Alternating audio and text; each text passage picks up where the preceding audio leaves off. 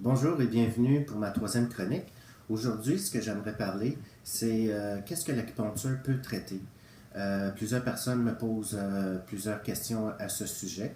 Ce que je pourrais dire, l'acupuncture traite pratiquement tout. Les seules choses que l'acupuncture ne peut pas vraiment traiter de façon vraiment significative, c'est les personnes qui ont le cancer ou qui sont porteurs du sida, le VIH. On peut beaucoup améliorer leur situation de santé, leur condition de vie, beaucoup plus actifs. Ils peuvent passer des meilleures journées, si on veut, avec les traitements d'acupuncture. Je vais commencer avec les douleurs parce que la principale raison pourquoi les personnes désirent de venir consulter, c'est les personnes qui ont des douleurs. Des douleurs, souvent, c'est les douleurs au niveau du dos, le bas du dos, qui descendent au niveau de la fesse, des jambes, qui descendent même jusqu'au talon. C'est souvent ce que je rencontre. Il y a aussi des personnes aussi qui désirent consulter pour des douleurs à la nuque, trapèze, qui descendent au trapèze aussi. Les personnes qui ont aussi des douleurs au poignet, aux coudes, aux articulations avec l'âge, aux jambes, aux genoux, chevilles, talons. On voit ça aussi chez certaines personnes âgées ou qui se tiennent longtemps debout. On trouve aussi des lourdeurs de jambes aussi souvent.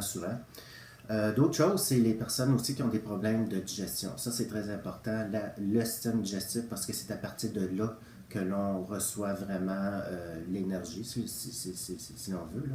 Fait que les personnes qui ont une digestion lente ou qui ont des brûlements d'estomac, il faut plus vite essayer d'enrayer ce type de problème-là. Aussi, problème d'élimination, c'est très, très, très important. C'est des grosses raisons de consultation. Le stress, ça, c'est bien évident. De nos jours, les gens sont très stressés. Mais je suis très surpris de voir comment il y a beaucoup de personnes qui sont anxieuses et qui désirent consulter en acupuncture, que ce soit adulte, ado ou même enfant. L'acupuncture va beaucoup les aider à les calmer. Même s'ils prennent certains médicaments, des antidépresseurs, des anti-anxiolytiques. C'est un plus pour ces personnes-là qui désirent avoir plus de résultats, un petit peu plus stables. Aussi, surtout quand les personnes ont des hauts et des bas d'humeur, l'acupuncture arrive à beaucoup stabiliser leur état émotif. Aussi, ça va beaucoup aider aussi pour les personnes qui ont des difficultés de sommeil, insomnie, ou il y en a qui ont beaucoup de transpiration durant la nuit, des douleurs durant la nuit, ça arrive, des impatiences aussi. Parce que le sommeil est très important. La digestion, le sommeil sont les endroits où on va vraiment piger nos forces pour passer une bonne journée le lendemain.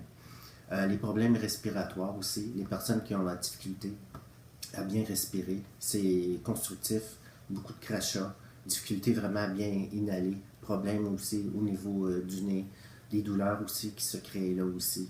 Je rencontre beaucoup ça. Les personnes qui ont des allergies aussi, alimentaires, que ce soit aussi le pollen, la poussière, alimentaire aussi, l'acupuncture peut beaucoup aider aux personnes qui font des allergies, quelles qu'elles soient.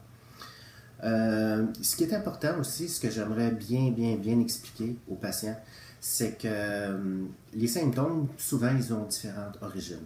Ils peuvent en avoir 3, 4 différentes origines.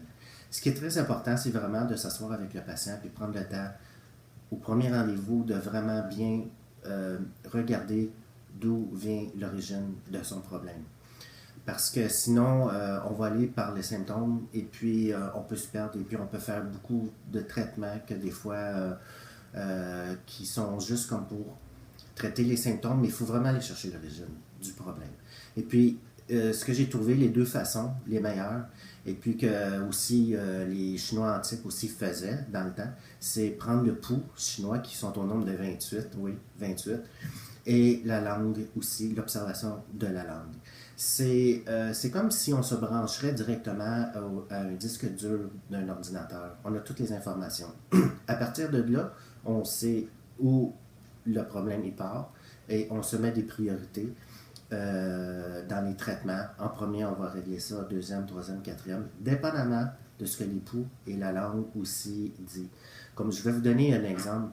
Pour le pouls, moi, ce que je fais, c'est d'aller palper l'artère. C'est bizarre, mais c'est ça. L'artère, elle peut être grosse comme mon stylo ici, ou bien l'artère pourrait être fine comme son réservoir.